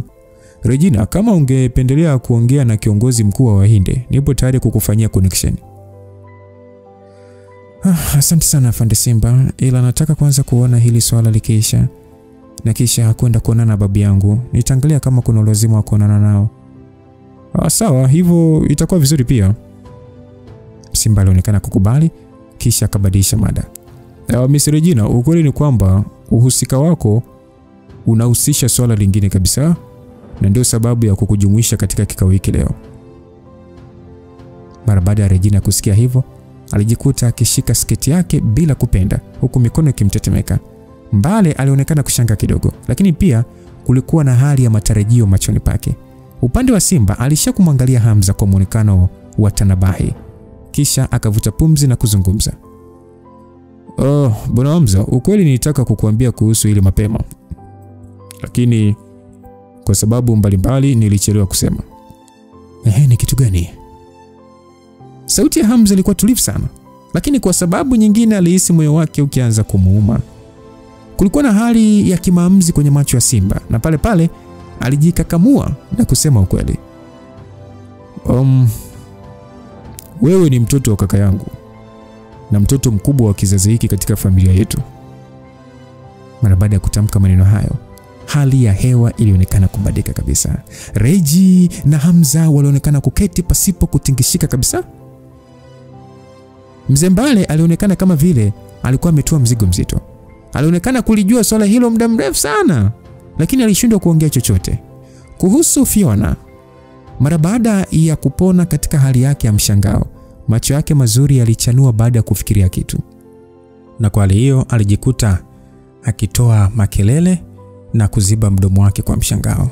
Mara baada ya sekunde kama 10 hivi, Hamza aliyeinamisha kichwa chake chini alikiinua na kuanza kucheka. Aliendelea na hali hiyo ya kucheka sio kwa sababu alikuwa na furaha, bali kwa sababu kulikuwa na hisia ambazo ni ngumu kuelezea moyoni mwake. Ilikuwa ni vigumu kujua kicheko cha Hamza kiliashiria nini.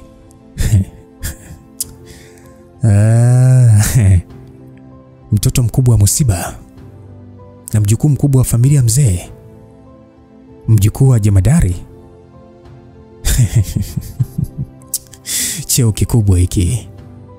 Aliongea Hamza kama vile alikuwa kijikejeli kwamba mtoto mkubwa wa musiba na mjukuu mkubwa wa familia mzee, yani ni mjukuu wa jemadari. Macho ya Regina yalishia kuwa mekundu. Akaishia kung'ata midomo yake huku akiwa na hali ya kutokubali. Basi akaambiwa kwamba ukweli najua utakuwa unahisia juu ya uelewa wa jambo hili tayari. Sasa zile mara mbili nilizokuzuia kutokumuua Herman, ilikuwa ni kwa sababu ni mdogo wako. Hata pale ulipokuwa ukifanya mambo nje ya mstari, nilisha kukusupport kwa sababu wewe ni familia. Damu inayotembea kwenye miili yetu ni damu ya asili ya joka na simba. Nadhani umethibitisha kuhusu nguvu ya damu yako kupitia nguvu zako na kutoa msisimko ulio sawa kati ya Herman, mimi na wewe. Bila shaka si kwamba na kataa juhudi zako, kwa sababu damu ya urithi wetu inaamshwa na uwezo binafsi. Hivyo naamini uwezo wako ni kutokana na juhudi zako mwenyewe. Kuhusu hili nina furaha kubwa kwa ajili yako. Afande Simba, Hamza aliita huku akiinua kichwa chake, uso wake wote ukiwa umejaa ukauzu. Siwezi kukubali kama wewe ni mjomba wangu. Afande Simba aliposikia hivyo, alishia kumwangalia bila kusema neno. Hali ya hewa ya eneo hilo mara moja ilibadilika. Mzee Mbale na Fiona walimwangalia Hamza pia kwa mshangao. Afande Simba kauliza kwamba unamaanisha nini? Ninachomaanisha ni rahisi sana. Sina mpango kabisa wa kujihusisha na mambo ya familia yenu. Hata kama damu zetu zinafanana, ni damu pekee. Tokea nikiwa mdogo nimepitia hali ngumu mno za kuniweka katika hatari za uhai na kifo. Nimepitia magumu mengi ambayo hayahesabiki. Hata hivyo nilishia kujitegemea mimi mwenyewe na washikaji zangu mpaka kufikia hatua hii leo. Kwa sababu hamkunihitaji nikiwa mdogo, na sasa ndo mnaona ni sawa kunitafuta. Ninayo haki kuwakataa. Isitoshe, ulilijua hili swala kwa muda mrefu sana, na ni kama vile sikukupatia nafasi ya kuja kwangu na kuniambia kweli. Lakini bado tu ulikuwa ukijivuta mpaka sasa. Hivi mnanichukuliaje kwa mfano? Au ndio ile ya kuja wakati sahihi na kuondoka wakati sahihi? Hamza, sio kama unavyodhani.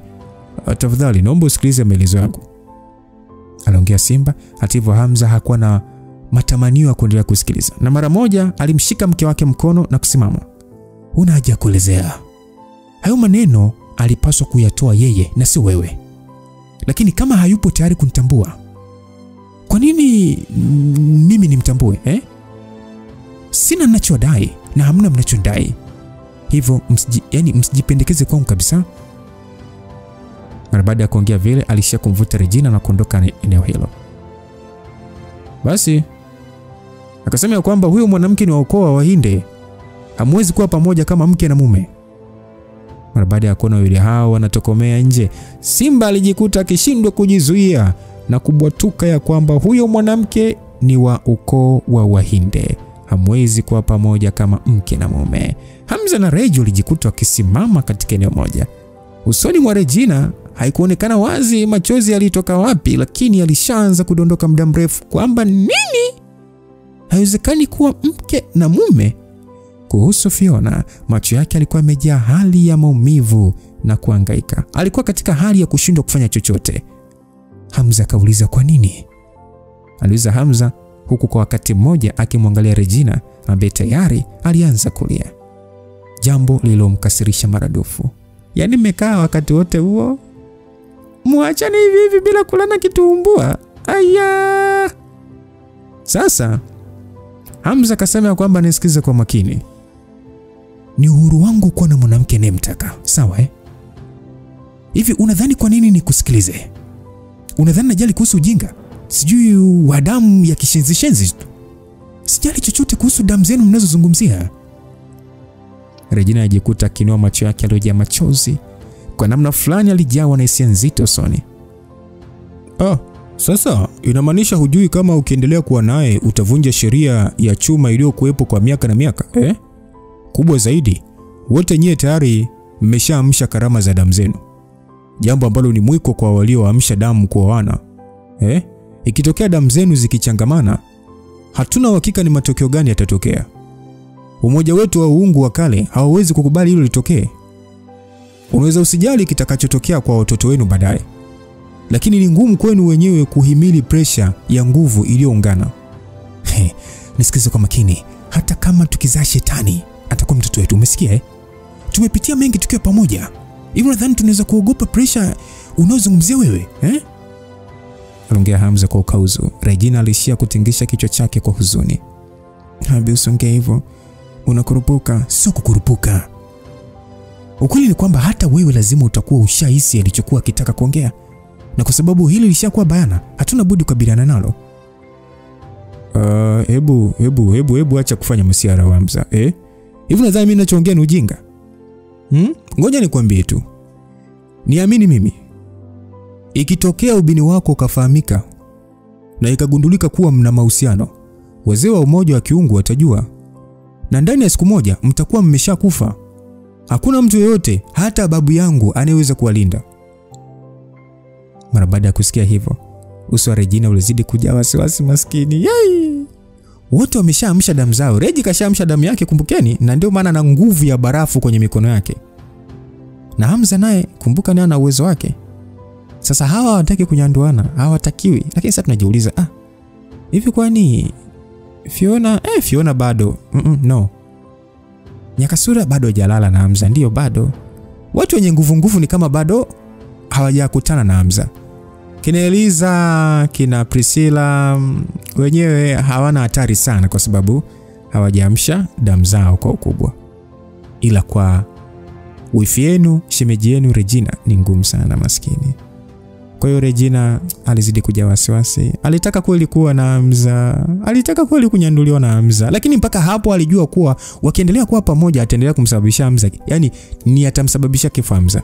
Jambo ambalo hakutaka kuona. Nisikilize sawa. Kama ni jemadari aliyeunda umoja wa kiungu yeye mwenyewe, kuna nani mwingine anayeweza kumshinda? Kwa mtazamo wangu sio kwa sababu hawezi kutulinda, bali kwa sababu familia yenu haitaki. Hapana. Umekosea. Babu yako sio kweli kama alitumia nguvu kuunda umoja wa kiungu. Hata sasa kama akitaka kuingilia hili swala, lazima kwanza aheshimu sheria ulizojiwekea. Hili sio swala la kuingia kwenye mapambano na kushinda. Hili ni swala la sheria. Na ndio sheria hizi zimelinda umoja huu mpaka leo. Hata kama jemadari ndio kiongozi, hawezi kuzivunja. Hivi unaweza kujiuliza kwa nini dunia na Afrika kwa ujumla ilipitia hivi na vile na wakaendelea kujificha? Hii sio kwa sababu hawakuwa na nguvu ya kuingilia, bali ni kwa sababu ya sheria. Kwao sheria ndio kila kitu. Hivi nadhani ilikuwa ni rahisi kuangalia tu Afrika ikitekwa na watu kusafirishwa kama watumwa bila kufanya chochote? Ni kwa sababu kama ungejitokeza na kukiuka sheria walizojiwekea wenyewe, lengo kuu la muungano lingepotea. Na siku zote pale lengo linapopotea, muungano moja kwa moja unapotea pia. Kwa hiyo mimi siwezi kusema kwamba kuna mtu mwenye nguvu zaidi ya babu yako, lakini nina uhakika kukuambia hivi, jemadari hata kuwa tayari kuvunja sheria na kugeuka kuwa adui wa umoja alioanzisha. Sheria kubwa ndio hii: uungu lazima ulindwe, na uungu hauwezi kuchanganywa. Hivyo ulinzi wa damu safi pekee ndio lengo kuu la umoja. Sijali kuhusu uendelevu wa uungu wenu. Mmesikia? Sijali kuhusu uendelevu wa damu. Nimepitia mengi mpaka kufikia leo hii.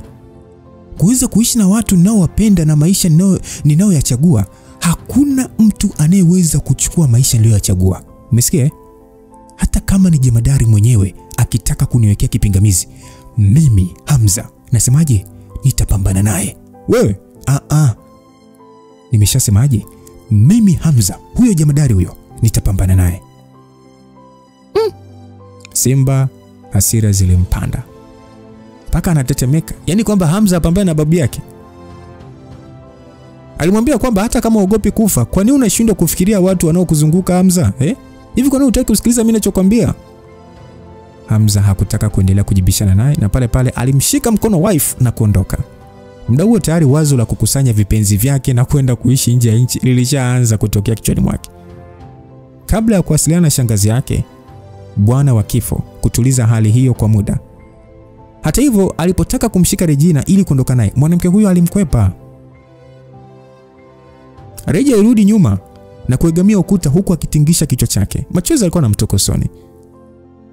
Reji akasema kwamba Hamza, hebu punguza jazba kidogo.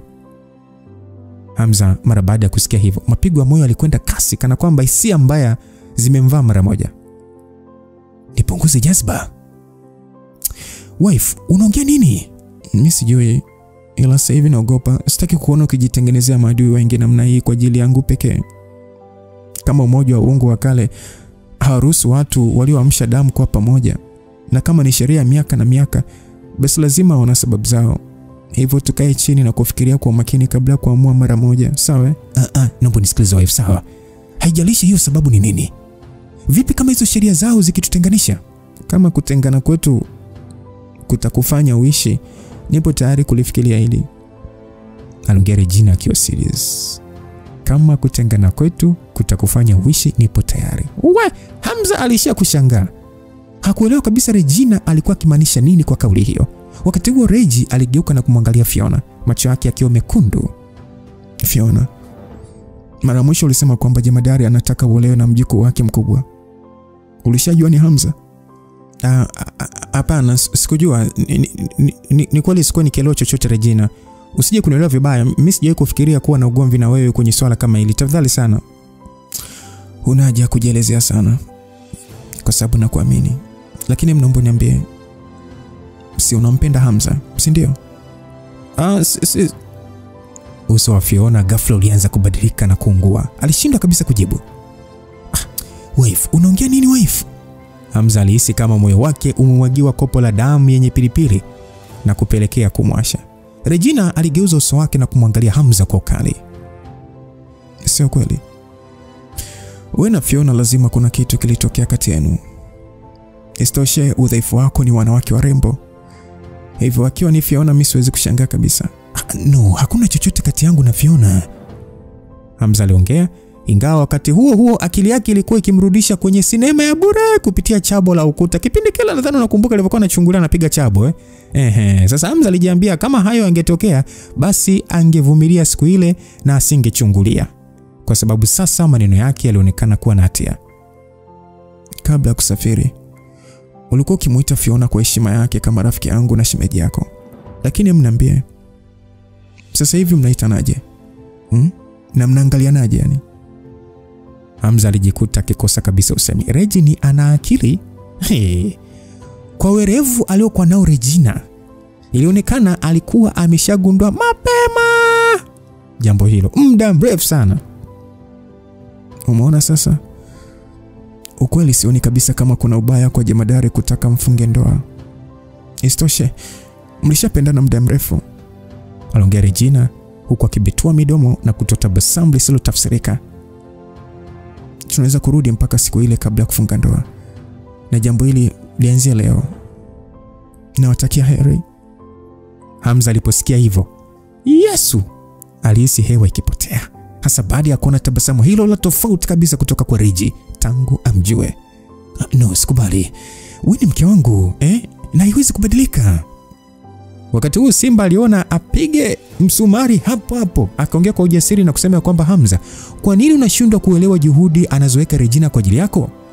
Juhudi? Hamza aliongea kwa hasira huku akigeuza kichwa chake. Hivi tangu lini familia yenu ikawa na juhudi juu ya watu? Hebu niambie, ni juhudi gani hizo mlizofanya hadi mkanitelekeza? Ila kwa sababu nilimfanya kilema Herman na hana nguvu tena, ndio mnaona sasa mnitambue na kutaka nijitoe kafara kwa ajili yenu, si ndio? Kama familia yenu ina uwezo mkubwa, sidhani kama kuna haja ya kujali kuhusu mimi. Simba alionekana kujawa na uchungu baada ya kusikia maneno hayo. Hamza, nisikilize sawa, familia yetu ya mzee ina makosa kuhusiana na swala la mama yako. Lakini sio kama unavyodhani, Yaani kama isingekuwa mama yako kufanya makusudi kuingia kwenye kitengo chetu cha Malibu na kumtega baba yako kimapenzi ili kuiba nyaraka za nchi, hayo yote yasingetokea. Unasema nini? Ni kwamba kipindi cha nyuma mama yako Victoria alifika hapa nchini kama sehemu ya wana diplomasia, lakini ilikuwa ni kivuli tu, kwani alikuwa shushushu wa Magedon Shakiamun. Alitumia urembo wake na mbinu zake za kupagawisha kujenga ukaribu na baba yako kwa ajili ya kuiba nyaraka. Mwisho wa siku hakuishia kumtega tu, bali alishia kupata ujauzito aliokuzaa wewe na kutaka kukutumia kuwa mke wa familia ya mzee na kumpindua Rehema ambaye tayari alishachumbiwa. Lakini babu alikuwa mtu makini sana, kwani aliweza kugundua connection ya mama yako na Magedon Shakiamun. Kwa ufupi, alimtumia baba yako kudhalilisha heshima ya familia yetu. Na kama isingekuwa wewe, tungeshamuua. Hamza alishia kusimama katika eneo moja akiwa katika hali ya bumbwazi, na ndio muda huo sasa akafahamu baba yake aliitwa Victoria. Sasa Hamza akauliza kwamba vipi kuhusu Jennifer? Alikuwa nani? Wewe kweli? Hivi ulidhani Jennifer alikuwa mama yako mzazi? Alikuwa ni nani? Nadhani wewe mwenyewe utakuwa unajua sio mama yako mzazi kutokana na rangi yako. Jennifer alikuwa mlezi wako ambaye alikutana na mama yako wakati wote wakiwa ni wanafunzi wa masuala ya kijasusi. Ukweli ni kwamba Jennifer Chakwe alikuwa na watoto wengi sana aliowalea ukiachana na wewe. Lakini bado tulishindwa kujua kwa nini mama yako akamwamini Jennifer na kumfanya kule. Hata hivyo ni wazi kwamba Jennifer alikuwa mwanamke wa shoka. Aliweza kuhimili pressure kubwa sana na kukulea mpaka ukawa mkubwa kiasi, na hata akalipa gharama ya uhai wake kwa ajili yako. Hamza alishia kukunja ngumi zake tu. Kumbukumbu za mwanamke aliyekuwa akimuona katika mawazo yake mara chache, ingawa hakumuona waziwazi katika kumbukumbu zilizonyoka, hazikumpotea. Lakini hakuamini kama hakuwa mama yake mzazi. Ukweli ni kwamba Hamza alishajua hakuwa mama yake mzazi siku alipotambua Musiba ndiye baba yake Alice. Isitoshe, Hamza ni mchanganyiko wa mzungu na Mwafrika. Haiwezekani kuwa na baba na mama weusi wote alafu yeye awe na sura ya kizungu. Lakini bado moyo wake ulikuwa mgumu kumwachia, kwa sababu ndiye mwanamke aliyemuhisi kuwa mama yake kwa muda mrefu. Ukweli wa miezi ama siku kadhaa haukutosha kabisa kufuta hisia alizokuwa nazo. Okay, kama ni hivyo, vipi kuhusu mama yangu mzazi? Na yeye aliuliwa? Ukweli ndio kwanza nilifahamu kuhusu hili swala. Mwanzo nilijua wewe na mama yako mlipoteza maisha muda mrefu kama ilivyokuwa kwa wengine. Lakini mara yangu ya kwanza nilipokuona, sikutilia shaka sana kuhusu kuwa na muunganiko na familia yetu. Baada ya kukufahamu hatua kwa hatua, hatimaye nilikuja kugundua kwamba wewe na mama yako hamkufariki. Hamza kusikia hivyo, hali yake ilizidi kuwa mchanganyiko. Kwa hiyo, unaniambia mama yangu yupo hai? Simba alishia kutingisha kichwa, kisha akasema usio na wasiwasi. Wewe niache tu nimalize kwanza. Ule mwaka mara baada ya mama yako kugundulika alikuwa shushushu, tayari alikuwa na ujauzito. Na familia yetu yote hakuna hata mmoja aliyekubali kuona akikuzaa. Hata hivyo alikuwa amebeba mtoto wa kwanza wa familia yetu. Hivyo hakukuwa na mtu yeyote aliyekuwa na ujasiri wa kumuua. Hali hii ilileta mkanganyiko. Ukiachana na mama yako kuwa mzungu, bado haitoshi alikuwa shushushu. Na ilikuwa ni ngumu kwa familia kuona unazaliwa na mtu wa aina hiyo. Lakini nani sasa angekuwa na ujasiri wa kuua kiumbe chenye uhusiano na jemadari? Mwisho wa siku, mara baada ya majadiliano, wazee wa koo walikubaliana kuharibu vituo vya nguvu zake za mwili ili kufanya mvuko wake wa uzazi ushindwe kukubeba kwa muda mrefu. Kwa njia hiyo walijua hata kama ataendelea kuwa hai, bado hataweza kukuzaa. Mbele ya mashahidi wa kitengo cha Maribu, jambo hilo lilitekelezwa. Aliondolewa uwezo wake wote wa nguvu inayolinda mtoto, kisha akanyweshwa dawa maalum ya kuharibu mimba na akaamrishwa kuondoka nchini mara moja. Hamza mara baada ya kusikia hivyo, alijikuta macho kigeuka mekundu. Ilikuwa ni ngumu kuamini juu ya ukali wa adhabu hiyo, na alihisi maumivu makali mno. Regina kama mwanamke alijikuta akijawa na maumivu makali na alisha kusema huo haukuwa binadamu kabisa.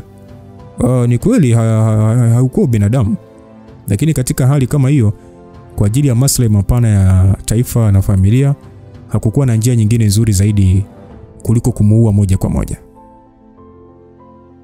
Baada ya kuongea hivyo, Fiona kauliza ya kwamba mbona inashangaza bado kama aliharibiwa vituo vya nishati zake na kisha kupewa dawa ya kuharibu mimba, ilikuwaje mpaka akafanikiwa kumzaa Hamza? Msikilizaji, kwenye comment naombeni msaidieni kumjibu Fiona. Naombeni msaidie kumjibu Fiona kwamba mbona inashangaza kama aliharibiwa vituo vya nishati zake na kisha kupewa dawa ya kuharibu mimba, ilikuwaje mpaka akafanikiwa kumzaa Hamza? Comment yako andika msikilizaji, tutakutana sehemu inayofuata kuona hii hali inavyokwenda. Lakini niseme tu wazi, nitaumia sana kama Hamza na Regina hawataweza kuwa pamoja, ikiwa ni pamoja na kitandani kubinuana na hatimaye atakupata mtoto. Nitaumia mno. Yaani yote waliopitia, uvumilivu wote waliovumiliana, leo Hamza ashinde kula. Nitaumia vibaya mno. Sitamani kabisa kuona Regina akiwa mbali kimahusiano na Hamza. Sidhani hata kama kapo itanoga jamani ya Hamza na wapenzi wengine. Nitaumia sana. Nitaumia. Langu jina Lucas Lumbas. God be with you till we meet again. Bye bye.